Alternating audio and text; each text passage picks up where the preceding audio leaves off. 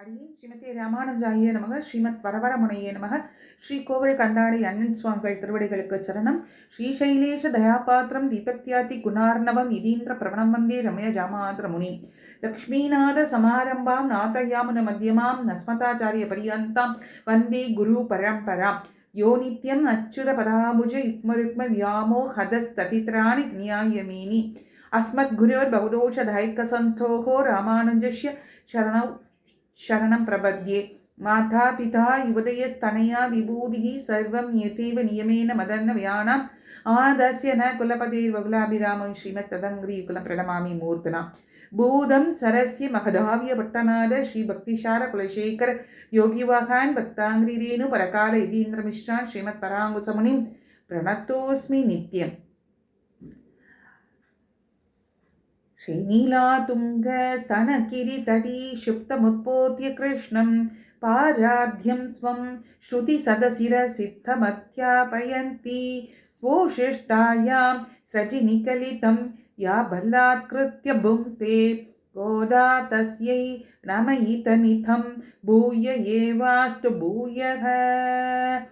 அன்னவையள் புதுவை ஆண்டாள் அரங்கற்கு பண்ணு திருப்பாவை பல்பதியம் இன்னிசையாள் பாடி கொடுத்தாள் நற்பாமாலை பூமாலை சூடி கொடுத்தாலை சொல்லு சூடி கொடுத்த சுடற்கொடியே தொல்பாவை பாடியருளவள்ள பல்வளையாய் நாடி நீ வேங்கடவர்க்கு என்னை விதி என்று மாற்றம் நம் கடவா வண்ணமே நல்க.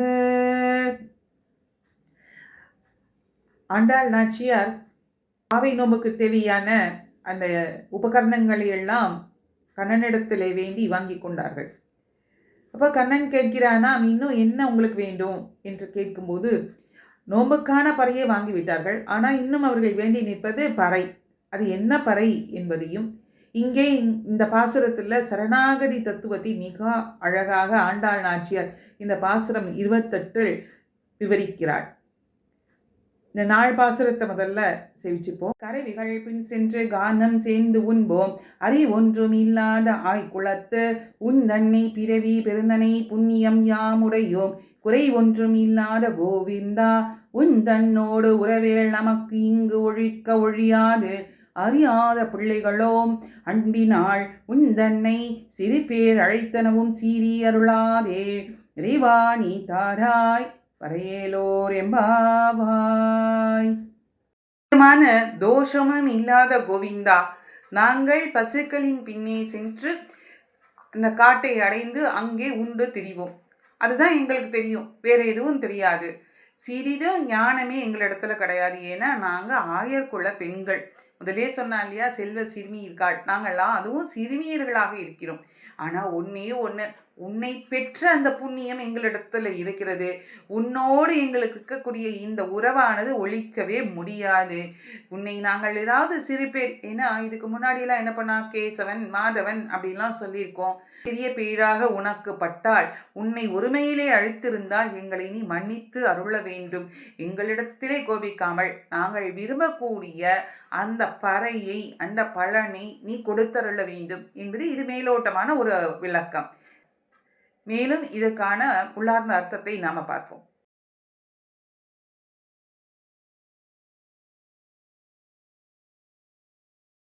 இந்த பாசுரத்தோட சிறப்பை நாம பார்க்கலாம்.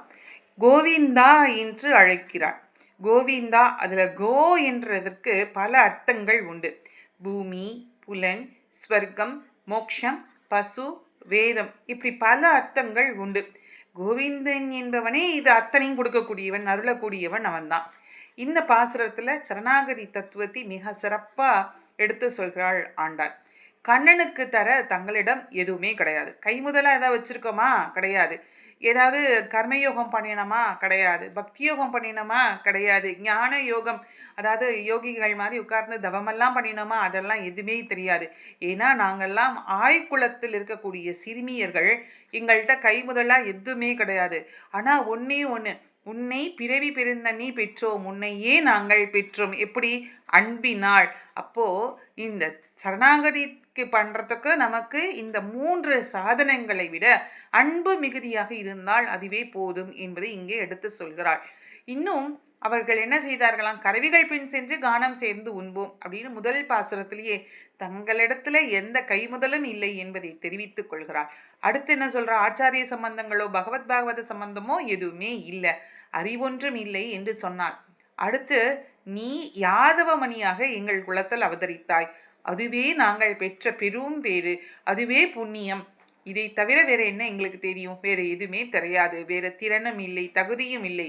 நீ ஒருவனே குற்றமற்றவன். இந்த குற்றமற்றவனாக உன்னை நாங்கள் திடமாக நம்பினோம்.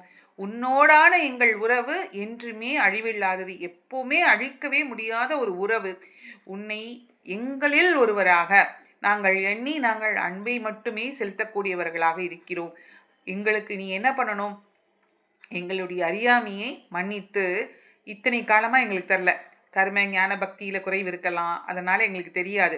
ஆனால் உன்னுடைய கருணைக்கு ஏதாவது குறை இருக்குமோ? குறை ஒன்றும் இல்லாத கோவிந்தா, உன்னிடத்துல தோஷமும் கிடையாது, குற்றமும் கிடையாது.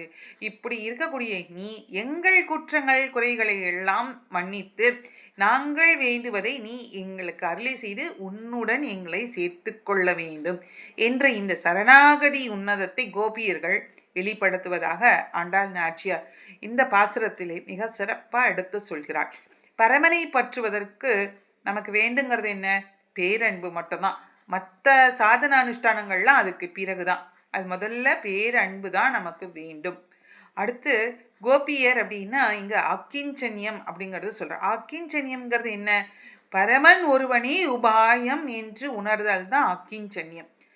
இது முதல் வரியிலேயே காட்டிடுறா. கருவிகள் பின் சென்று கானம் சேர்ந்து உண்போம், அவ்வளோதான், எனக்கு வேறு ஒன்றுமே தெரியாது உன்னை தவிர. நைச்சியம் அப்படின்னா தங்களுடைய சிறுமையை உணர்தல்.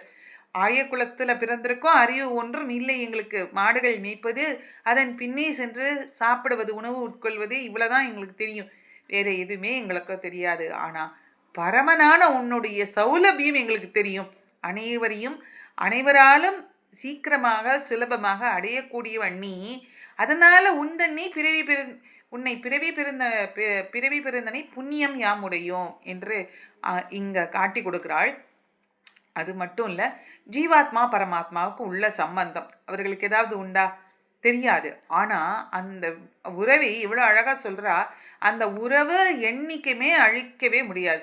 இந்த சரீரம் வேணால் போயிடும், ஆனால் நம்ம ஜீவாத்மா அப்படிங்கிறது பரமாத்மாவுடைய சொத்து, அவனுடைய சொத்து அது.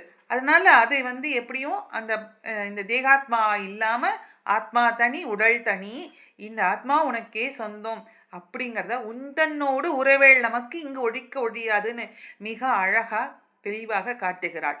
தாங்கள் செய்த தீவினியின் பலன்களை எல்லாம் விளக்க எங்களுக்கு மன்னிப்பு கொடுக்க வேண்டும், எங்களை மன்னித்து அருள வேண்டும். அறியாத பிள்ளைகளும் அன்பினால் விந்தன்னை சிறுபேர் அழைத்தனவும் சீறி அருளாதே என்று மன்னிப்பு கோருகிறார். கண்ணன் ஒருவனே ரட்சகன், சரணாகதிக்கு வேண்டியதையும் அவன்தான் அருள வேண்டும் என்று நாங்கள் நம்பிக்கையுடன் வந்தோம் என்பதை இறைவா தாராய் பறை, இறைவா நீ தாராய் பறையேலோர் எம்பாவாய் என்று மிக அற்புதமாக இந்த பாசுரத்தில் சொல்கிறார். இந்த பாசுரத்தில் இந்த பரமபக்தி கொண்ட பேதைகளாக தங்களுடைய குணநலன்களை சொல்கிறாள். கோபியர்கள் 3 முறை பேரன்பில் கண்ணனை கூப்பிடுகிறார்கள். எப்படின்னா, உந்தன்னை பிறவி பெருந்தன்னை புண்ணியம் யாமுடையோம், உந்தன்னோடு உறவேள் இங்கு ஒழிக்கொழியாது, அன்பினால் உந்தன்னை சிறுபேர் அழைத்தனவும் சீறி அருளாதே.